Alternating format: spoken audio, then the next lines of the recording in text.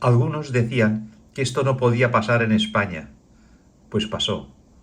Y está pasando con otras muchas cosas. Y está pasando porque nosotros pasamos. Porque nosotros no queremos involucrarnos. Porque nosotros queremos que venga alguien y nos lo arregle. Vagos. Bueno, la pregunta con la que arrancamos hoy es de las que obligan a detenerse un momento. ¿Ha sido España una colonia ideológica de Venezuela? Uf. Y antes de que nadie imagine escenarios extraños, el documento que vamos a analizar aclara desde el principio que no habla de una colonia en el sentido clásico, sino de algo, mucho más sutil. Una colonización moral, cultural y política. Sí, y es que la elección de esa palabra, colonización, no es para nada inocente. El autor la utiliza de una forma muy deliberada para generar un impacto desde el principio, claro. Busca que quien lo lee se siente incómodo, que se pregunte ¿cómo es posible que un país europeo, con instituciones supuestamente sólidas, pueda ser colonizado de esta manera? El punto de partida no es un análisis tranquilo, es una voz de alarma. Exacto, la misión que nos propone este análisis es precisamente esa, desgranar esa alarma. Entender cómo, según esta tesis, se pudo importar y normalizar lo que el autor llama un relato del comunismo bolivariano. Y no solo eso. Y que además este proceso fuera aceptado con, y cito textualmente, pasividad, anestesia social y una preocupante falta de espíritu crítico. De hecho, el concepto central que articula todo el documento es precisamente ese, la normalización de lo inaceptable. No se va a centrar tanto en las políticas económicas o en las leyes, sino en la batalla de las ideas, la batalla cultural que se dice ahora. Eso es, en cómo ciertas consignas y narrativas que en otro momento hubieran sido consideradas, radicales o ajenas, terminaron ocupando el centro del debate público. Hasta de parecer casi de sentido común. Exacto, hasta parecer casi de sentido común para una parte de la sociedad. Vale, pues entremos en materia. El primer gran bloque del argumento del texto se centra en cómo se produjo esa aceptación de un nuevo relato. La tesis es muy directa. Sí, no se anda con rodeos. Afirma que ciertos dirigentes, y los llama agitadores, que el texto describe como gente sin experiencia de gestión, pero muy hábiles en la propaganda, lograron introducir estas consignas en España. Y para que no se quede en una idea abstracta, el documento intenta aterrizarlo con ejemplos muy concretos, que además buscan ilustrar una supuesta contradicción fundamental. Sí, pone dos sobre la mesa que son, la verdad, bastante potentes. El primero, la idea de que España era un país de maltratadores y violadores. El texto contrapone esta narrativa señalando que quienes la promovían, según su autor, provenían de regímenes donde los derechos de la mujer están, bajo mínimos. Lo presenta como una paradoja evidente. Una paradoja que, según el texto, debería haber hecho saltar todas las alarmas. El segundo ejemplo que menciona sigue esa misma lógica de la contradicción. Así es, habla de la promoción de una especie de culpa colectiva entre la ciudadanía. O sea, se nos decía que la sociedad en su conjunto era responsable de ciertos males. Pero el texto subraya que las élites que impulsaban este discurso vivían en mansiones, chalets de lujo y ocupando cargos bien remunerados, completamente ajenas, a las dificultades que denunciaban. Lo interesante de esta táctica argumental, tal y como la describe la fuente, es que apela a una emoción muy básica, la percepción de injusticia y de hipocresía. Totalmente. El autor no se detiene tanto a debatir si España tiene o no un problema de violencia de género, sino que se enfoca en la supuesta autoridad moral de quien emite el mensaje. Claro, el foco se pone en el mensajero, no solo en el mensaje. Exactamente. Sugiere una disonancia cognitiva brutal entre lo que se predica y lo que se practica. Y esa disonancia es el puente perfecto hacia la siguiente gran idea del documento. La creación de dos Españas. La creación deliberada de dos Españas. Pero no las dos Españas históricas, sino una nueva división. La España del sacrificio, la de la gente común, frente a la España del privilegio, la de esta nueva élite ideológica. Y desarrolla esa idea de forma muy metódica, de hecho. La premisa es que mientras a la ciudadanía se le pedía que se apretase el cinturón, esta élite vivía, según la fuente, en una burbuja. Sí. Y para demostrarlo, el autor apunta al corazón de lo que entendemos como estado del bienestar. Vivienda, sanidad y educación. No es casualidad que elija esos tres. Son los pilares que cualquier ciudadano percibe como la base del contrato social. Los que más directamente afectan a su vida y a su futuro. Desde luego. Empecemos por la vivienda. El texto dibuja un panorama en el que los jóvenes son, literalmente, expulsados del mercado. No pueden comprar, apenas pueden alquilar, y la acusación del documento... Es que, mientras tanto... Mientras esto ocurría, las mismas élites que lanzaban discursos contra el mercado inmobiliario estaban, y cito, protegidas del mercado que desean combatir, viviendo en propiedades de lujo. De nuevo, la idea de la hipocresía como arma arrojadiza. El texto no entra en un debate técnico sobre la ley del suelo o las políticas de vivienda. Va directo a la yugular del argumento moral. Tú me dices cómo debo vivir mientras tú vives de una forma completamente opuesta. Esa es la idea. El segundo pilar que ataca es la sanidad. La fuente sostiene que se impulsó un discurso de desmantelamiento de la sanidad pública, Ajá. pero que a la hora de la verdad, muchos de sus críticos más vehementes acudían a la sanidad privada. Y añade que esto se hizo especialmente evidente durante la pandemia. Aquí el argumento es un poco más sutil, pero sigue la misma línea. Sugiere que debilitar un servicio público es más fácil cuando personalmente no dependes de él. Claro. Si tienes una alternativa privada de calidad, te puedes permitir experimentar o ideologizar con el sistema público, porque las consecuencias no las sufres tú directamente. Y llegamos al tercer pilar, la educación. Aquí el texto se vuelve, si cabe, más duro. Afirma que la degradación de la educación pública no fue un problema de falta de recursos, no, sino de manipulación ideológica deliberada. Es un punto clave.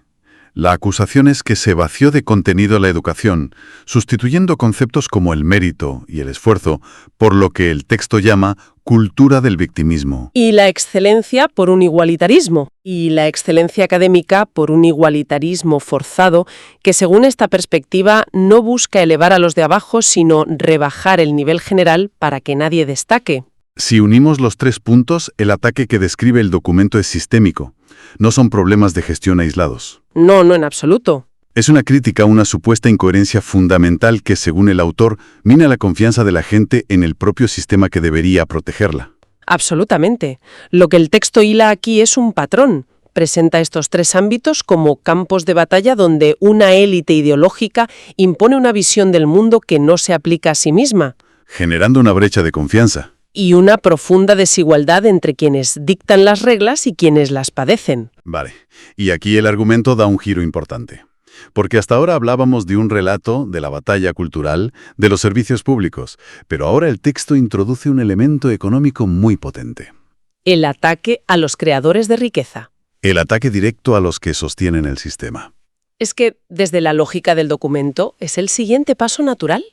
Una vez has creado un marco mental donde hay culpables y víctimas y has debilitado los pilares del bienestar, necesitas un enemigo económico. Y el texto lo define claramente. Sí, describe cómo se impuso un discurso en el que, cito textualmente, el empresario era el enemigo, el autónomo un sospechoso y el creador de empleo un explotador. Una narrativa que, según leemos, chocaba frontalmente con la realidad que se vivía en ese momento. Esa es la confrontación que plantea el autor.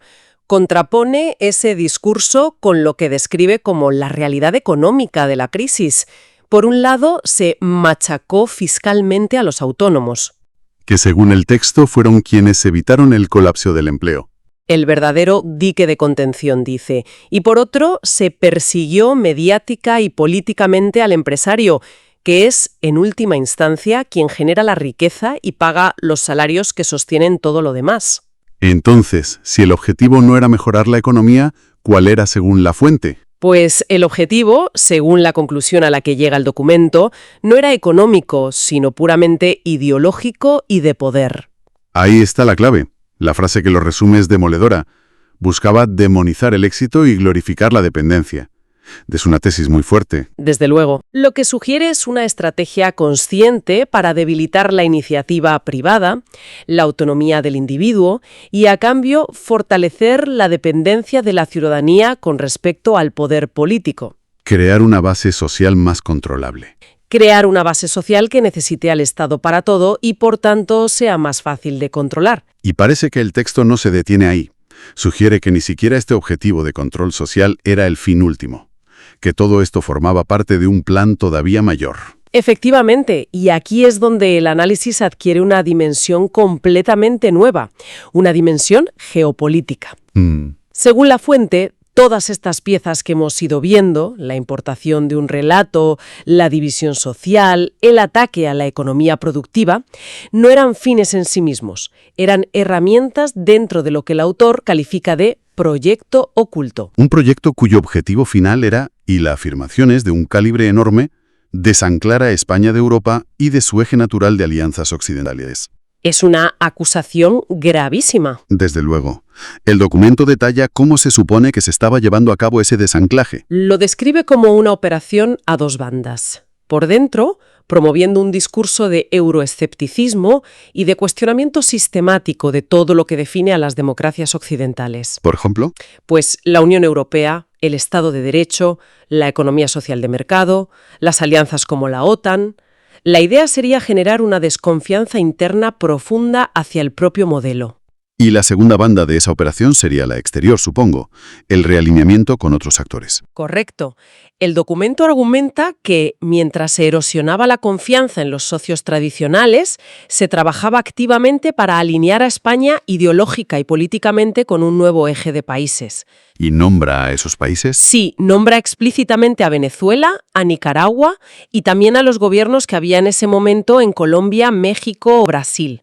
Países que el autor califica como lastrados por problemas endémicos de corrupción, narcotráfico o una fuerte erosión institucional. Es decir, que no se trataba de una simple afinidad ideológica o de solidaridad entre gobiernos de izquierdas. No, según esta fuente, era algo mucho más calculado. El autor lo resume en una frase que es probablemente el corazón de toda su tesis. A ver. No era solidaridad internacional, era ingeniería geopolítica disfrazada de justicia social. Vaya frase. Presenta toda esta política exterior no como un gesto humanista, sino como un movimiento estratégico para sacar a España de una esfera de influencia y meterla en otra. Así, la colonización ideológica del principio tenía un objetivo tangible. Tenía, según esto, un objetivo tangible en el mapa mundial. Exacto. Después de este análisis tan demoledor sobre las estrategias políticas, el texto da un volantazo final y dirige la mirada hacia un lugar inesperado, el espejo, hacia la propia sociedad. Sí, es un cambio de foco muy inteligente y, desde luego, muy incómodo. El autor lo introduce con una frase que prepara para lo que viene. Y ahora, la pregunta más incómoda de todas. La responsabilidad deja de estar solo en el tejado de los políticos. Exacto. Y vaya si es incómoda. Lanza una batería de preguntas retóricas que son un golpe directo a la conciencia ciudadana. Pregunta: ¿alzamos la voz cuando se degradaron nuestras instituciones? ¿Defendimos la verdad frente al relato? ¿Protegimos a nuestros hijos del adoctrinamiento? Y remata con una que duele especialmente. ¿O preferimos callar, delegar y esperar que otros reaccionaran por nosotros? Es una interpelación brutal, porque traslada el foco del qué nos hicieron al qué permitimos que nos hicieran. Eso es. Y eso es mucho más difícil de procesar para cualquiera. Hasta este momento podíamos leer el texto como una denuncia contra una élite concreta, pero en este punto el autor amplía el círculo de la responsabilidad. Y nos incluye a todos. Sugiere que la pasividad social no fue una consecuencia, sino una condición necesaria para que todo lo anterior ocurriera. No hay colonizador, parece decir, sin un colonizado que, por acción u omisión, lo consiente. Entonces, ¿cuál es la conclusión final? ¿Qué nos queda después de todo este recorrido? El texto cierra con una advertencia que suena casi a lección de historia. Sí. Afirma que las colonias no siempre se imponen con ejércitos, que a veces las armas son palabras, relatos, miedo y culpabilidad inducida. Es la idea de una conquista psicológica, no física. Una que no destruye edificios, sino consensos sociales y confianza en las instituciones. Y la frase final es la más contundente de todo el documento. Dice: España no fue conquistada, fue adormecida. Uf, qué frase. El texto se cierra con ese aviso histórico que deja un eco muy sombrío. Los pueblos que despiertan tarde pagan un precio muy alto. Deja una sensación de urgencia, de que el peligro no ha pasado. Sin duda. Y al analizar el argumento completo, vemos que se apoyan dos grandes pilares: la eficacia de un relato importado y la pasividad de la sociedad que lo recibe. Pero esto nos deja una pregunta fundamental en el aire. A ver. Una que el propio documento no llega a responder del todo, y que quizá sea el punto de reflexión más interesante. Adelante. Si este relato foráneo fue tan efectivo como se describe, si de verdad consiguió permear tan hondo en el debate público, ¿qué condiciones internas, qué grietas, qué descontentos, qué frustraciones previas existían ya en la sociedad española para que esa narrativa encontrara un terreno tan fértil para crecer? Claro, no surge de la nada. Porque las ideas, por muy bien empaquetadas que vengan, no suelen echar raíces en un suelo que no es receptivo. Quizá el verdadero debate no sea solo sobre la semilla que se plantó, sino sobre la calidad del terreno en el que cayó.